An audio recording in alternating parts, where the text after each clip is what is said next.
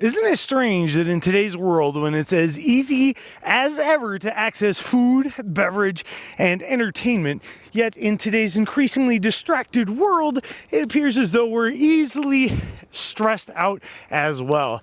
Well, I'm not a doctor, but I read a book by someone who is, Mihaly Csikszentmihalyi, and in today's video, I'm going to talk about how to deal with stress using flow.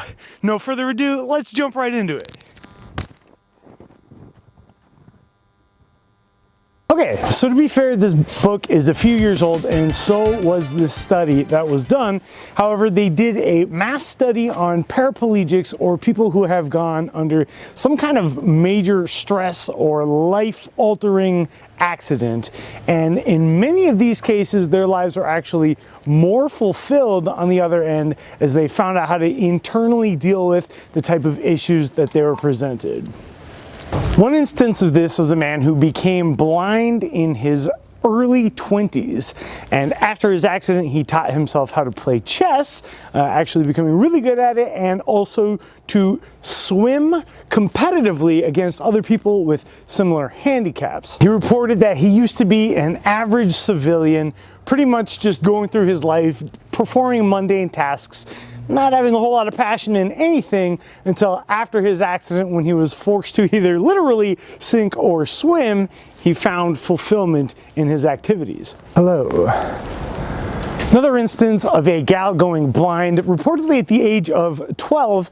She became a phone operator back when we used to have those sorts of things, and she reported that answering those phones was like a symphony of sorts, and she felt like a conductor. And finding her flow state in these instances allowed her to actually not get so worried up about the petty stresses of life and be able to turn them into like a game of sorts, becoming really good at her job. In another study of over 300 of the world's most successful people, the authors of that particular book found in almost every single one of those cases, the famous or very successful person had gone through an extreme hardship in childhood. And I don't mean little stuff. This is like parents who had passed away or were alcoholics, or some kind of irreparable damage within the home. The examples of this would be like Winston Churchill, who actually ended up going on to become the Prime Minister of the United Kingdom, even though his father died when he was only 20 years old. Or otherwise, like Wilma Rudolph, becoming an Olympic medalist. Now you might be telling me, Cody, but what about the people who have had great childhoods and grow up to be very successful because of their privileges or because of their upbringings that were allowed to give them so much more benefits in the world? Well, that's actually true as well. Turns out that it's on both of the extremes. It's either through extreme hardship and extreme duress, or extremely like perfect childhood, perfect parent-child relations growing. But it's that middle ground that doesn't give you enough emotional leverage. So if you're just kind of have a good relationship with your parents, or if you're like in the middle of the road, you're not going to have quite as much emotional leverage to get up, get out, and get the things that you need. And so using the stresses that you've got now is going to be super crucial to try and give yourself some emotional leverage. You may want to even put yourself into a situation of stress if you don't feel you have quite enough. And there's no reason for you to remember it. It has no emotional significance. It has no value. And so what you do instead is, well, this is what you're doing. So why are you here? Now, there are two psychologists who actually came up with a scale for how the types of stresses. Number one topmost stress reported was actually the loss of a child. And then the very, very bottom lowest stress situation imaginable, you guessed it, the holidays, Christmas in particular. And in the middle of this, there's a million different stresses, things like having troubles at work, disputes with friends, or even just being cold, where it's cold outside. And then the ways to get over these types of stresses. Okay. Professor Csikszentmihalyi, the author of Flow, is where I'm getting all this information from. And he reports 3 ways of dealing with this stress. And number one is going to be to focus on the external problem at hand. Uses the example of driving. So if you're driving through traffic and it's really slippery out and you're super worried about all the ways that you could crash or all the accidents that you could get in, you're more likely to actually crash than if you were to just focus on what's actually happening and respond to the environment in that moment. So that's number one, is to focus outwards. Number two is kind of an expansion of that, and it's going to be to focus outwards non-egoically. So to actually remove yourself and focus not on how you're feeling, but actually on what's happening around you. So in this instance, maybe if you're getting yelled at by a boss because you messed something up, instead of sitting there and feeling so bad for yourself because, oh, I got yelled at, the boss hates me, you could actually think like, okay, now why did I get yelled at? How come the boss is upset with me? What can I do next time to make sure that this goes better? And then three, I forgot three. Number three is going to be after you've focused 100% on the task at hand. Worry about what's on your plate right now, what's happening in the moment, in your given circumstances. Number two, do so unegoically.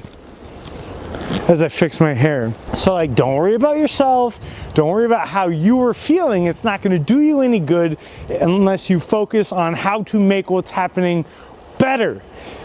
By the time you've done both of those things, you may actually end up being able to come up with some kind of new solution that you didn't even see before. Kind of new way of doing things that nobody had really thought of because you weren't so worried about yourself and you were definitely focused on what was going on in front of you.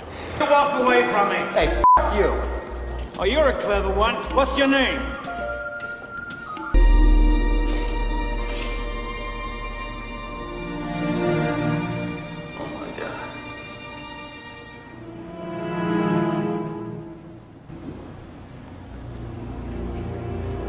Looks right. Let's talk about how to develop an autocratic personality. Autocratic personality meaning to only draw from within any impressions that you have and not be overtaken by outside circumstances. About the 4 habits of the autocratic personality, outlining the Professor Csikszentmihalyi's friend JR. Now he's apparently the CEO of a large financial firm, and he is kind of the perfect embodiment of these 4 habits. Number 1 habit of the autocratic personality is the ability to set goals. In the context of flow, Professor Csikszentmihalyi says things like playing an instrument are the ultimate way to get flow, because not only are you focused on playing the entire song, but that song has 100 notes that you're focusing on every single note as well. So not just one big goal, but overarching goals in line with that solo. Each little segment is its own goal. So the ability to set goals is habit number 1 of JR, and he does this in every situation. So whether it's traveling to a new city and knowing what kind of goals you want to accomplish while you're on vacation to get the most out of your time, or in personal interactions, you know, figuring out which makes each individual tick, and not necessarily in a manipulative way, but just so you can understand your fellow man, understand why people do what they do, and that can be a goal within every interaction that you ever have. Trait number 2 of the autocratic personality is going to be learning to pay attention. So now that you've set a goal, you know what you want to do, paying very, very close attention to that goal and then focusing on every little detail. I think of it as when I'm cooking a dish. So maybe the end result of your dish is like a hot dish or something like that, or like a wrap of food.